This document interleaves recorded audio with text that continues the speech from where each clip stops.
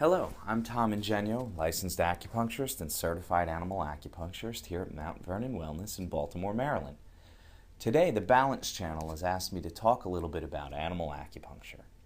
So I'd like to address some of the most common questions I hear when people ask me about animal acupuncture. First question, why would someone get their pet acupuncture? Animal acupuncture treats a wide array of conditions, very similar to human acupuncture.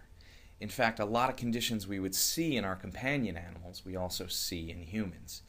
One big thing we see, arthritis, products of aging, so low back pain, weakness, stiffness.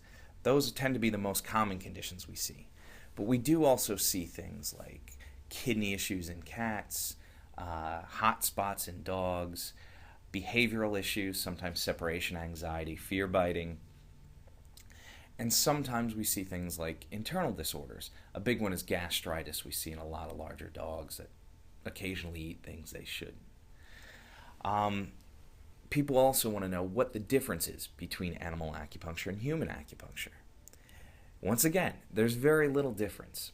If you were to take a human and turn them on all fours, and you take that acupuncture channel map, those 12 channels that run up and down the body, up and down the arms and legs, and fit them over a dog or a cat or a horse or whatever animal we're talking about, you could roughly map out situations or positions of those channels. Now, there are going to be differences, obviously. In horses, we have 5 fingers, they have a hoof. Adjustments are made for things like that, extra vertebra, shorter vertebra, different muscle groups. As they change position, we adjust. But in general, those systems are pretty much the same. That being said, in Mongolia, there was actually a development of a horse system specifically for those horses. So there is a separate system as well. But in most cases, most modern acupuncturists are using a human map that has been modified to fit the animal that they're working on.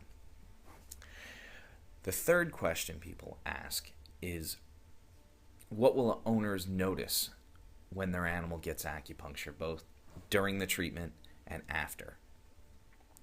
And this is a sub-question here, but how do you get the animal to sit still? The first thing that I'm going to start with is we put needles in, and within a few minutes, those animals relax, settle down, and in a lot of cases, take a short nap. During that time, we can do our treatment. Some specific things for the condition that they're coming in for, as well as some constitutional things that should help the animal be healthier overall. While they're getting the treatment, we have a window. They're relaxed, let's work.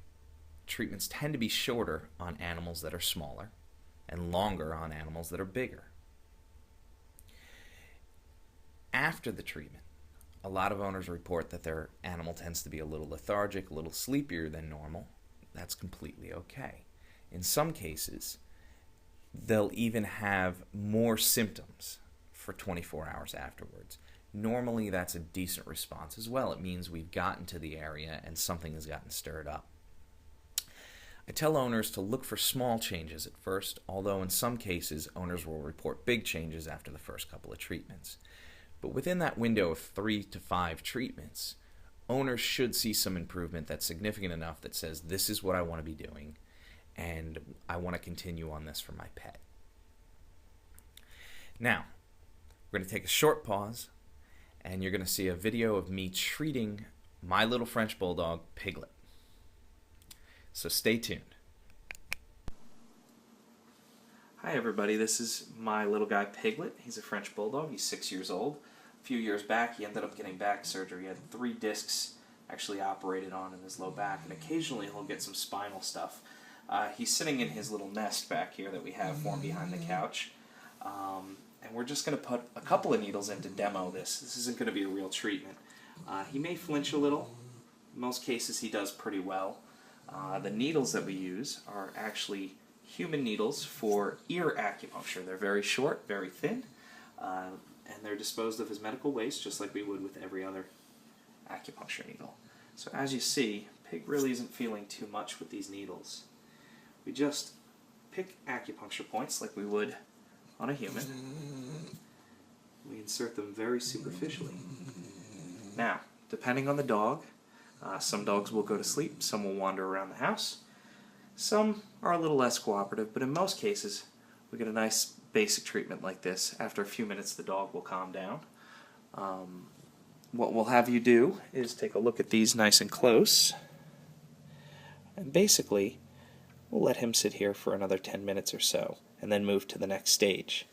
That's pretty much it. Hope you've enjoyed this video. Thanks, and have a great day.